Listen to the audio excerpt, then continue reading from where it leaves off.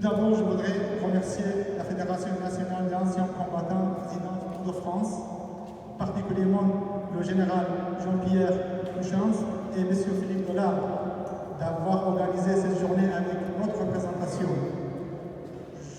Je remercie également aussi l'adjoint de la maire de 15e, le représentant du gouvernement français, le représentant de Quai d'Orsay, et puis M. Al-Ghoshi de la région du gouvernement, la présidente de la région du Kurdistan, et puis M. Kandar Nazan, président de l'Institut et l'ensemble des invités. Merci d'être venus pour cette journée pour rendre hommage de notre victime, le Louis Halabja. Cette année, c'est le 30e anniversaire de l'attaque des armes chimiques sur la ville de Halabja par les forces de Saddam Hussein. Nous condamnons fortement cette attaque et rendons hommage aux victimes. 5000 personnes, principalement des femmes et des enfants, ont été tuées lorsque des avions irakiens ont bombardé la ville de gaz toxique. Beaucoup d'entre eux sont morts ultérieurement d'un cancer et d'autres maladies et l'héritage de la contamination chimique persiste. Dans un discours marquant de l'anniversaire, le président de la région du Kurdistan, Meshraf Barzani, a demandé que le 16 mars soit reconnu comme la journée internationale contre les armes chimiques. Les Kurdes condamnent aussi que ce crime de masse soit internationalement reconnu comme un génocide contre l'humanité. Heureusement, les deux hommes directement responsables, Saddam Hussein et son cousin Ali Hassan al-Majid, connu sous le nom d'Ali Chimique, ont été pendus en 2006 et en 2010. Le gazage de Halabja faisait partie de la vaste campagne génocidaire d'Anfal menée en 1987 et 1988 par Bagdad pour régler définitivement la question kurde en rasant plus de 5000 villages kurdes et en détruisant l'économie totale de la région du Kurdistan. Il a fait également 182 000 morts identifiés et enterrés, pour la plupart dans des fosses communes dans les déserts du sud irakien après leur exécution sommaire. Nous rendons hommage à toutes les victimes de la ville Halabja et également aux Peshmerga qui ont joué un rôle décisif pour la libération du Kurdistan et dans la guerre contre Daesh. Merci encore et maintenant je demande à M. Dollard de commencer d'avoir un discours.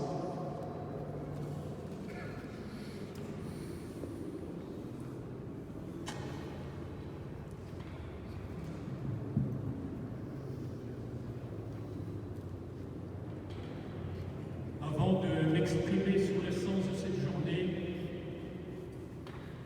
j'ai à cœur d'adresser mes plus vifs remerciements à Monsieur le conseiller spécial du président de la région du Kurdistan, au commandant des forces kurdes, pour être venu spécialement présider et honorer de leur présence la cérémonie d'hommage aux combattants kurdes et français.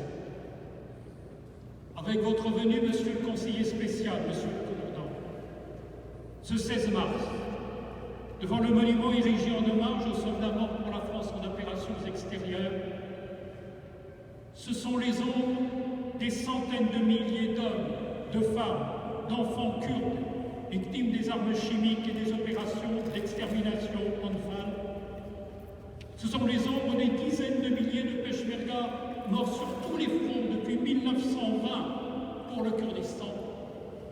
Ce sont les ombres des milliers de Peshmerga morts pour la liberté qui aujourd'hui sont ici, près de nous, parmi nous. Merci, Monsieur le conseiller spécial. Merci. Je remercie non sans émotion Monsieur Sarkar Vorani d'avoir bien voulu représenter la ville martyre d'Halabja et porter témoignage du souvenir de ces 5000 habitants qui, le 16 mars 1988, en quelques instants, périrent étouffés par les gaz et armes chimiques des armées de Saddam Hussein, comme de tout ce que les vies sacrifiées de ces hommes, de ces femmes, de ces enfants incarnent pour la liberté du Kurdistan. Je salue M. Ali Delamari, représentant en France du gouvernement de la région du Kurdistan, et le remercie vivement pour les actions qu'il a menées au fin d'encadrer, concevoir et réaliser cette manifestation qui, en cette période de Nowruz, revêt une importance toute particulière. Je remercie chaleureusement Senghor Peshmerga, en la personne de son président, M. Samir Nezari, qui, victime d'un grave accident, n'a pu se joindre à nous et est représenté pour avoir été à l'origine de cette exposition et en avoir porté haut l'idée. Je salue et remercie de sa présence M. Kendan Mezan, Mme Joyce Belao, qui, à la tête de l'Institut kurde de Paris, se battent depuis toujours pour la reconnaissance de la langue et de la culture kurde et les font rayonner. Je tiens à exprimer mon entière gratitude à la Fédération des anciens combattants résidant hors de France, à son président, le général Jean-Pierre Prochaine, à son secrétaire général, M. Bertrand Jacquet, à M. le sénateur du Vernois, M. Théodore Faras, M. Léonard Sinmandit, administrateur, ainsi qu'à Mme Rosane Descouy, pour avoir facilité la mise en place et la mise en œuvre de cette journée et lui avoir accordé une aide et un soutien essentiel. J'ai à cœur de saluer et remercier de leur venue messieurs les attachés de défense des pays amis, particulièrement monsieur l'attaché de défense auprès de l'ambassade d'Arménie, messieurs les représentants diplomatiques et consulaires des pays amis, particulièrement monsieur le conseiller Bungula de l'ambassade de la République de Centrafrique.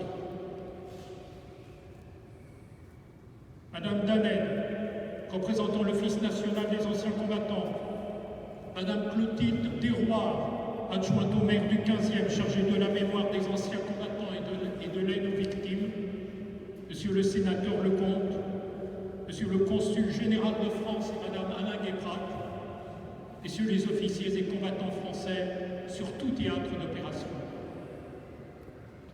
Mesdames, Messieurs les présidents et membres des associations d'anciens combattants, Mesdames, Messieurs les présidents et membres des associations militaires et patriotiques, les membres de Baguera ici présents, Monsieur Dominique Courtine, secrétaire général de l'Union nationale des parachutistes, et les membres de l'Union nationale des parachutistes, particulièrement les membres du groupe de marche Rosemède Labesse, Monsieur Michel Duval, Monsieur Jean-Claude Métayer, Monsieur Sébastien Pigeon, ancien combattant d'Irak. Madame Marcinkovski-Couturier, présidente de Libération Nord, Monsieur Douglas Gressieux, président de l'association Les Comptoirs de l'Inde, et les membres de l'association Les Comptoirs de l'Inde. Monsieur Florian Nozalouski, vice-président national de l'association des anciens combattants polonais en France et les anciens combattants polonais. Monsieur Derwish Delay, représentant l'Union fédérale des associations d'anciens combattants. Monsieur Serge Potentiel, président Île-de-France de l'amicale du 9e RCP et les membres de l'amicale du 9e RCP. Monsieur Moulay Boubker El Gorfi, au nom de l'Union entre combattants et anciens combattants marocains et français. Madame Mireille Mouelet, représentant la francophonie. Je remercie spécialement de leur soutien Monsieur Jean-Loup Guyot, ancien combattant d'Afrique et aviateur émérite, Monsieur Michel Viémont, Monsieur Charles Spinazzi, Monsieur Pierre Combe, ancien combattant et membre de Baguera. Je remercie, Mesdames et Messieurs les porte-drapeaux, pour leur dévouement, leur engagement, pour l'honneur qu'ils nous font et l'honneur qu'ils signifient. Et mes pensées à cet instant vont vers vous, chers amis kurdes.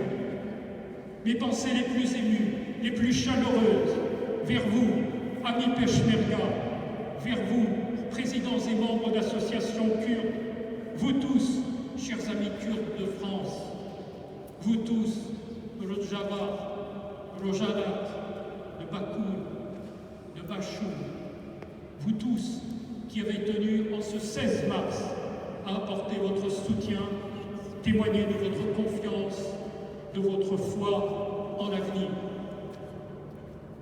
Oui, je tiens chers amis kurdes, français et alliés, à remercier chacune d'entre vous, chacun d'entre vous, d'avoir bien voulu vous rendre à cette manifestation dont l'objet premier, l'objet essentiel est d'évoquer et mettre à l'honneur le peuple et la terre du Kurdistan, d'expliquer leur confrontation permanente à la guerre, de signifier l'ardente obligation face à cette guerre de toujours resserrer, de toujours rendre plus étroits les liens qui se sont établis entre combattants kurdes et combattants français. Depuis plus d'un siècle, depuis 1920, les Kurdes subissent la guerre, vivent dans la guerre, sont en état de guerre. Sur chaque partie de leur terre, partagée entre Syrie, Irak, Iran, Turquie, ils doivent régulièrement, de tous côtés, faire face à toute forme d'attaque, aussi bien aérienne que terrestre, toute forme d'agression, d'attentat, toute tentative de répression, voire de génocide. Chaque coin de la terre kurde, chacune de ces montagnes en neiges éternelles, à la flore unique au monde, chacun de ces villages, chacune de ces villes qui comptent parmi les plus antiques, toute la terre kurde vit en état permanent de violence et d'insécurité.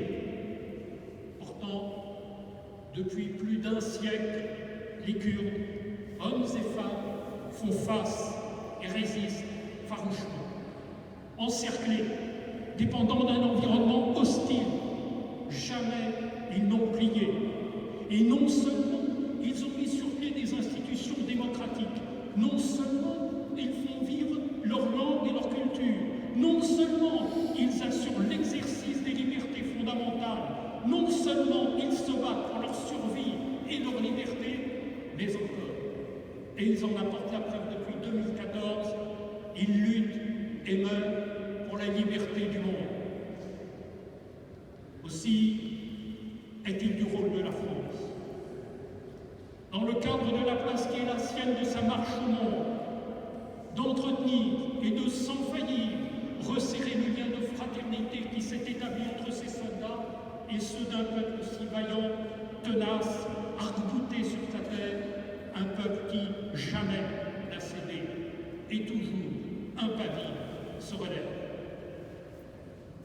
Une fraternité, je le rappelle, déjà ancienne, dont on trouve trace dans l'engagement de Kurdes dans l'armée du Levant et dans les forces françaises libres, trace dans les années 60, lorsqu'un jeune diplomate, futur ambassadeur de France, grand serviteur de l'État, soucieux avant tout de l'honneur et de la grandeur de la France, Bernard Dorin, rejoignit les rangs des Peshmerga du général Barzani.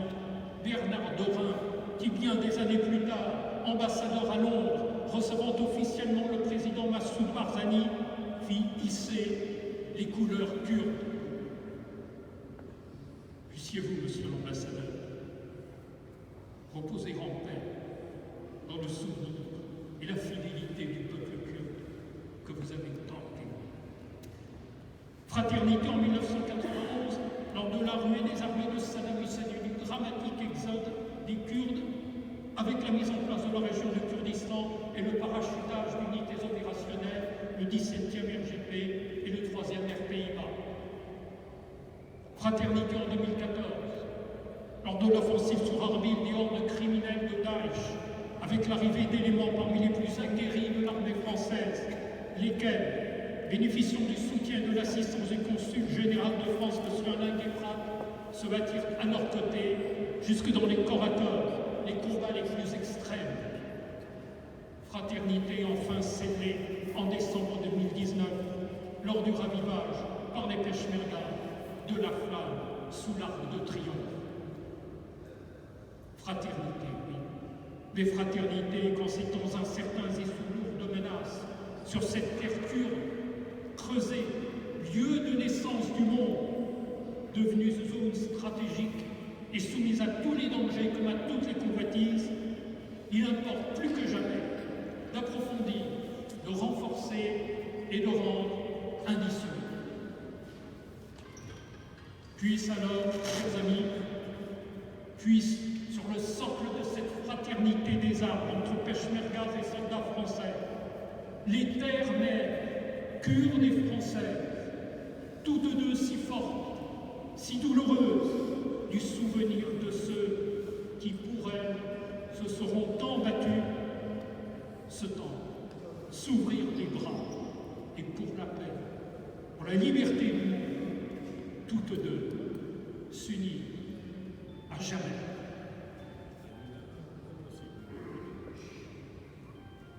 Je ne puis clore cette intervention sans avoir remercié et félicité M. Rewan Hussein et les membres de la représentation du Kurdistan pour leur rigueur, leur énergie, leur efficacité, ni sans avoir remercié de leur concours les membres de Senghor Tashmaga. Sans eux, cette journée n'aurait pu se tenir. Je tiens également à remercier Mme Josiane Pes, responsable du service de l'occupation des sites de prestige de la mairie de Paris, pour la bienveillance et l'extrême obligeance dont elle a fait preuve. Ainsi qu'à dire à M. You et Mme Tournois, tous deux en charge de la serre du parc André Citroën, combien je leur sais gré de leur prévenance et de leur collaboration.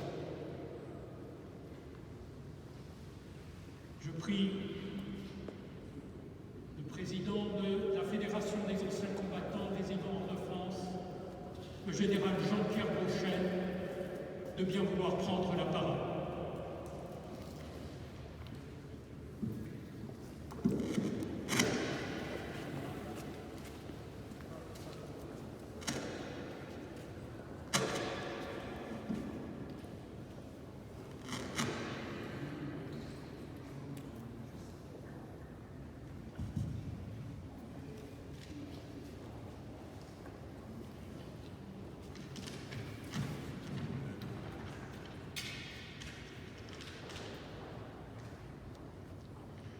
Monsieur le représentant de la région autonome du Kurdistan irakien, mon général, représentant l'état-major des forces armées kurdes, monsieur le directeur de l'Institut kurde, monsieur le sénateur Yves Lecomte, messieurs les membres des représentations diplomatiques, madame la représentante de la DAC-VG, madame la représentante des anciens combattants du 15e, mesdames et messieurs les présidents d'associations patriotiques, chers amis, monsieur le consul général d'Hervé, la Fédération des anciens combattants résidant en France, la FAT, est fière et heureuse d'accompagner la représentation du Kurdistan d'Irak dans cet hommage justement rendu aux malheureux combattants kurdes. Le monde entier connaît leurs efforts. Devant le monument érigé en l'honneur des soldats français morts en opération extérieure, pour leur patrie et pour la liberté, il est juste d'y associer nos frères d'armes du Kurdistan. Il est juste de célébrer au même endroit leur inébranlable détermination dans la lutte de tout un peuple pour sa liberté. Nous connaissons et admirons le courage, la valeur, l'efficacité au combat de nos camarades kurdes. Nous connaissons les souffrances endurées pour le peuple kurde, sa ténacité à défendre ses montagnes, son attachement à son identité. Nous avons tous à l'esprit le martyr à la Raja, cette petite ville rayée du monde par l'attaque chimique massive le 16 mars 88, il y a 30 ans, 34 ans. Nous nous souviendrons des combats menés contre Daesh par les vaillants Peshmerga. Et nous nous souvenons de l'aide apportée par nos camarades français avec eux au coude à coude. Nous savons aussi que la paix n'est pas encore revenue dans cette belle et fière région. Nous ne pouvons pas ignorer les missiles sol-sol qu'ils sont abattus sur Erbil ce 13 mars 2022. Que la fraternité des armes nous rassemble toujours. Que l'exemple des combattants kurdes nous anime.